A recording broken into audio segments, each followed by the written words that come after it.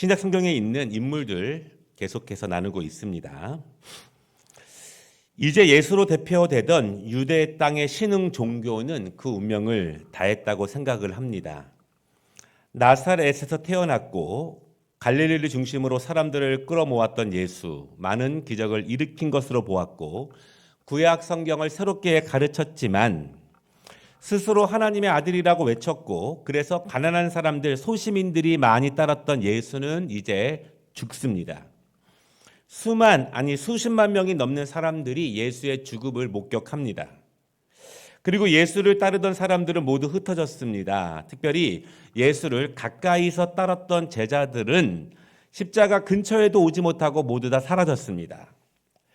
수제자라고 불렀던 자는 예수를 모른다고 몇 번이나 부인했죠. 예수님을 모시고 몇 년이나 유대 땅을 다니던 남자들은 모두 다 사라졌습니다. 도리어 십자가에서 죽으시고 무덤까지 따라갔던 소수의 여자들은 부활을 목격하게 됩니다. 용감하고 대담하고 무엇인가 있어 보였던 남자들은 예수님의 죽음 앞에 모두 다 도망을 갔지만 도리어 소수의 여자들은 죽음을 두려워하지 않았습니다. 그녀들은 예수님에 대한 의리도 있었고 부활신앙도 있었습니다. 자신들이 죽을 수도 있었겠지만 그 죽을 가능성이 어느 때보다 높았지만 전혀 두려워하지 않고 십자가에서부터 무덤까지 따라 나섰고 밤새 무덤을 지킨 사람들은 소수의 여인들이었어요. 십자가가 거룩한 하나님의 속죄 예식이었다면 성막과 성전이 지어졌던 구약 3000년 동안 행해졌던 수천, 수만, 수백만 건의 속죄 제사를 완성시키는 것이 십자가의 제사였다면 그 위대한 제사에 동참하지 못했던 많은 사람들이 있죠. 특별히 제자라고 불렀던 사람들이 있습니다. 그리고 그리스도인이라고 불렸고 주님을 따르던 사람들. 아니, 십자가의 제사가 모든 속죄 제사의 완성이라면 속죄 제사에 죄인들이 참석하지 않는 것, 속죄 제사를 도리어 구원받아야 될 죄인들이 외면하는 것, 도망치는 것, 우리는 그것을 어떻게 이해해야 하는가? 어쩌면 이런 제자들의 도망침, 죽음에 대한 두려움 때문에 예수님을 버릴 수밖에 없었던 신앙, 자신들에게 닥쳐올 박해와 핍박으로 인해서 예수를 모른다고 과감히 말했던 제자들의 드러난 무늬만 있는 신앙의 모습들. 반면에 그와 대조되면서 죽음을 두려워하지 않고 예수님을 끝까지 따라갔던 여인들. 이 말씀 이후에 기독교 역사 2000년 동안 이 두 가지의 대조적인 사건들을 바라보면서 우리처럼 후배 그리스도인들은 이렇게 생각합니다. 우리는 그러지 말아야지. 우리는 죽기까지 예수님을 따라가야지. 아무리 박해와 환란이 우리 눈앞에 있다 할지라도 우리는 예수님을 부인하지 말아야지. 우리는 끝까지 주님에 대한 정조와 의리를 지켜야지. 이런 답을 우리에게 주는 것 같습니다. 그때 한 사람이 등장합니다. 십자가에 돌아가신 예수님을 모실 곳도 없었던 그때 그저 그 시체가 어느 골짜기에 던져져서 들짐승의 먹이가 될 수밖에 없었던 그때 마땅히 장례식에 있어야 될 상주들이 없는 그때 또한 예수님의 돌아가심에 대해서 믿지 못했기 때문에 그 장례를 전혀 준비하지 않았던 제자들 그때 한 사람이 등장을 하죠. 그 이름은요. 전에도 들어보지 못했고 후에도 들어보지 못하게 됩니다. 하나님께서 이때를 위해서 그 사람을 준비시키셨고 지금 그는 바로 이 순간 지금 내가 나서야 한다는 것을 알았습니다. 성령께서 지금 내가 나서야 한다는 감동을 주셨습니다. 전에도 그런 감동이 없었지만 후에도 없었겠지만 지금 성령께서 나에게 주시는 나서라고 하시는 말씀에 순종해서 나서는 한 사람입니다. 그의 나섬은 정말 의외예요. 그래서 43절은 이렇게 말합니다. 당돌이. 모두 사람들이 놀랐다는 이야기죠. 당돌이가 헬라어로 톨마오 이런 뜻인데요. 용기를 내다, 담대하다 이런 의미예요. 제자들의 모습과는 정반대이죠. 신앙으로 용기를 낼 수 있을 때 용기를 내는 사람. 평소에는 용기를 내고 담대해 보이지만 정작 필요할 때는 도망을 간 제자들의 모습. 아리마대 모세는요, 어느 정도 힘이 있는 사람이었습니다. 그는 빌라도에게 나설 수 있는 사람이었고 그에게 무엇을 요청할 수 있는 정치력이 있는 사람입니다. 43절은 말하기를 그는 존경받는 사람이고 사내들인 공회원이다 그렇게 말하죠. 이 사내들인 공회는요, 이스라엘의 정치, 윤리, 종교적인 자치 기구입니다. 이 이스라엘은 로마에 지금 속국되어 있는 나라였죠. 하나님께서 모세에게 천부장, 백부장을 세워서 이스라엘을 다스릴 수 있는 질서를 세웠는데 그것이 계속 내려오고 내려와서 신약에 이르러서는 사내들인 공회가 됩니다. 대제사장이 의장이 되고요. 전체 71명이 이스라엘의 종교적인, 정치적인 유력한 인사로 구성되어서 중요한 사항들을 결정하는 모임이 돼요. 중요한 점은요, 이 아리마대 요셉 딱 한 번 기록되지만 복음서의 저자들은 이 사람의 이름을 모두 다 기록하고 있습니다. 그리고 어느 정도 비중 있게 다루고 있어요. 그리고 43절의 말씀처럼 그는 숨겨진 예수님의 제자이고 하나님의 나라를 기다리던 사람이다 그렇게 말하고 있습니다. 전에는 나서지 못했지만 자신의 신앙적 정체성을 과감히 드러내지 못했지만 가장 결정적인 그때 성령님의 감동이 그에게 임할 때 그는 자신의 신앙을 결국 드러내게 됩니다. 그리고 예수님의 시신을 요구하게 되고 빌라도로부터 허락을 받게 됩니다. 이제는 아리마대 사람 요셉이 어떤 사람인지 분명하게 노출되었습니다. 예수를 죽이려고 했던 사내들인 공회의 대부분의 사람들에게 이제는 요셉은 배신자가 됩니다. 이제는 자신들의 종료가 아니라 적이라는 사실을 스스로 노출하게 되었습니다. 요셉은 현명한 사람이기 때문에 그런 위험을 알지만 앞으로 자신의 처지가 어떻게 될 줄 알지만 누구도 예수님의 시신을 받기 위해서 나서지 않는 상황 가운데 요셉은 자신을 노출시키는 거예요. 자신의 영적 정체성을 분명하게 노출합니다. 내가 그리스도의 제자라는 사실을 노출합니다. 과거에는 내가 이랬지만 지금은 내가 어떤 사람이 되었는지를 노출합니다. 그리고 이제는 내가 누구를 위해 살 것이라는 것을 모든 사람 앞에 노출합니다. 여기서 묻고 싶습니다. 나는 노출된 사람인가? 우리 한번 옆에 분 바라보시면서 가장 가까운 분 바라보시면서 인사하겠습니다. 저는 노출된 사람입니까?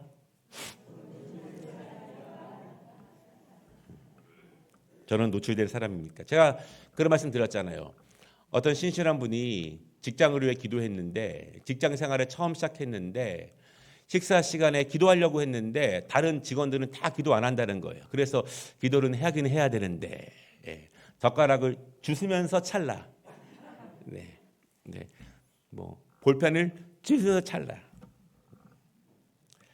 나는 노출된 사람인가? 나는 어떤 사람으로 노출되었는가? 나는 집사로 노출되었는가? 나는 권사로 노출되었는가? 우리는 나의 신학의 정체성을 분명히 드러나야 할 때가 있음을 믿으시기 바랍니다. 그때 누군가는 우리를 경멸할 수 있어요. 지금까지는 안 그랬지만 누군가는 우리를 향해서 칼을 내밀 수도 있습니다. 그러나 성령께서 우리에게 감동을 주셔서 내가 누구인지 드러내야 할 때는 반드시 드러내야 합니다. 하나님께서 그때를 위해서 우리를 세우셨기 때문을 믿으시기를 바랍니다. 근데 중요한 점은요, 내 자신의 신앙적 정체성을 드러내야 할 때는 일상적이면서 편안한 때는 아닐 것입니다. 오늘 이 아리마대 요셉의 상황처럼 나에게 위기가 오고 위험이 오겠지만 손해가 오겠지만 내가 놓아버릴 것이 너무나 많아지겠지만 그럼에도 불구하고 나의 믿음을 명확하게 내가 누구인지 어떤 사람인지 누구를 믿는 사람인지를 명확하게 드러내야 될 때가 있다는 거예요. 애매하게가 아니라. 우린 이렇게 자신을 드러내고 예수님의 실체를 내어달라고 요구한 아리마대 요셉의 신앙을 본받아야 합니다.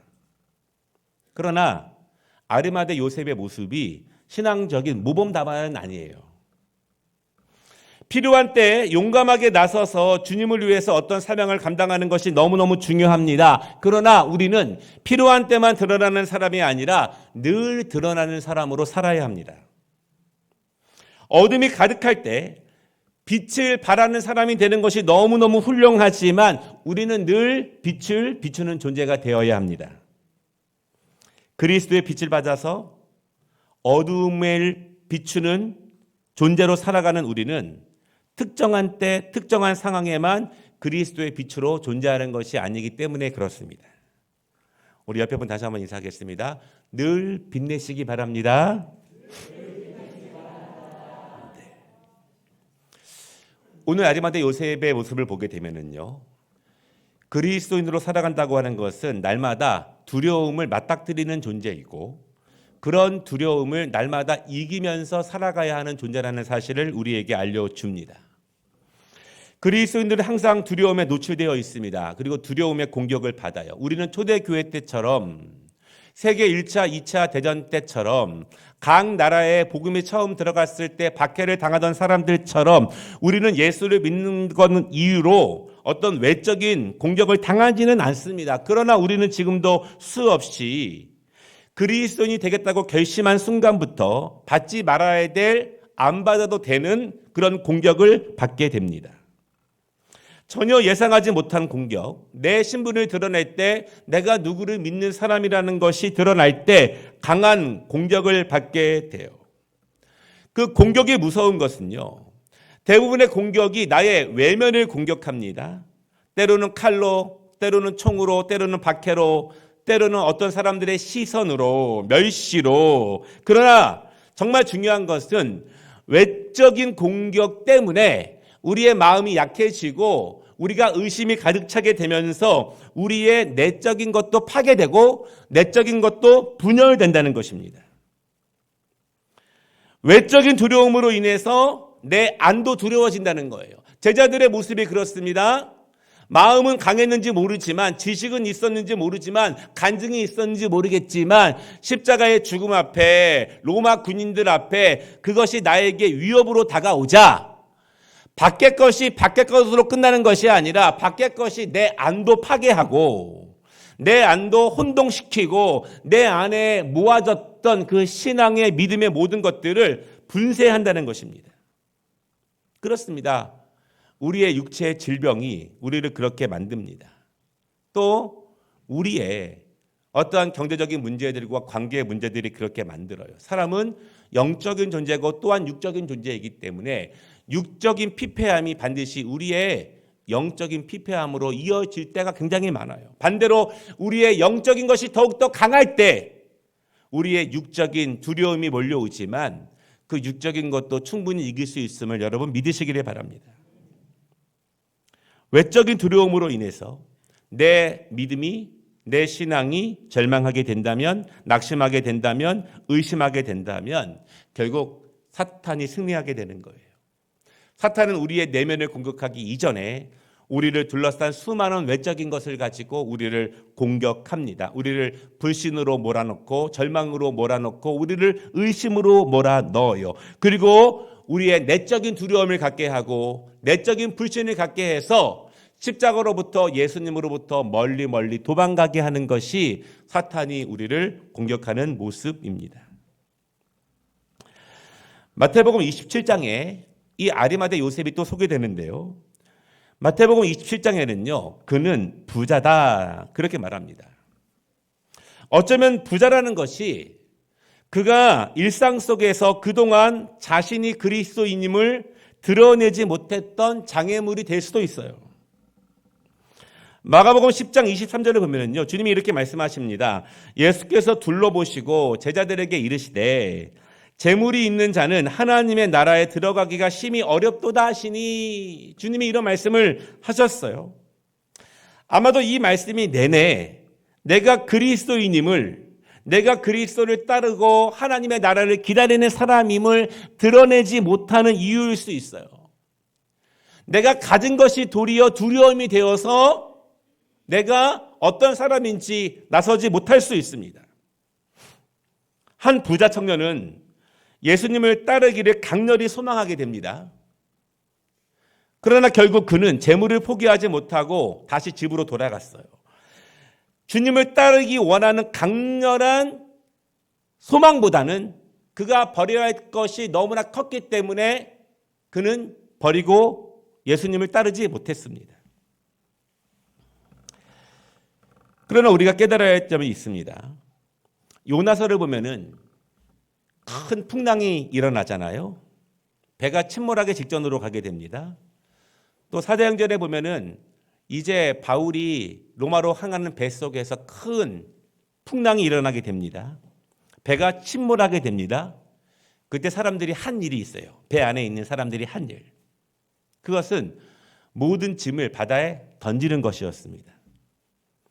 귀중하고 소중한 것들이지만 사실 그 짐들 때문에 일하는 것이고 그 짐들 때문에 배를 타고 건너가는 것이지만 정말 배가 침몰할 위기가 되자 모든 것을 다 버립니다. 왜냐하면 그 모든 짐들이 재물들이 목숨보다 더 소중하지 않기 때문에 결정적인 시간이 되면 다 버려요.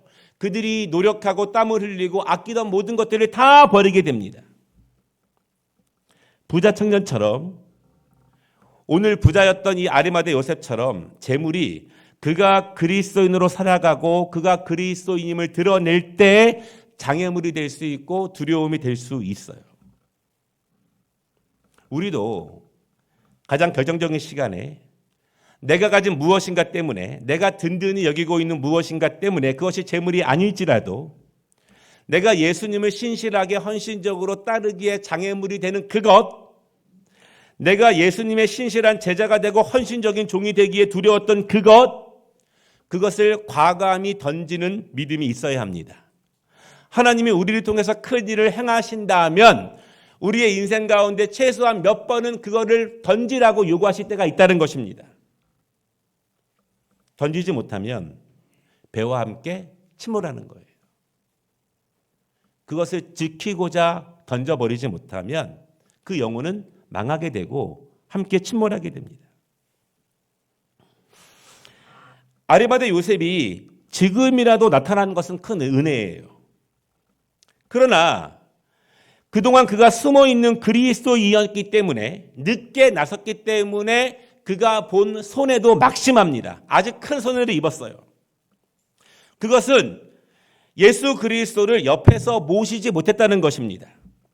예수님의 손길을 경험해보지 못했습니다. 예수님과 나와의 관계를 가까이서 1차적인 관계가 아니라 그저 멀리서만 가르침을 듣고 멀리에서만 사모하고 멀리에서만 그리워하는 그런 존재로 끝났다는 것입니다.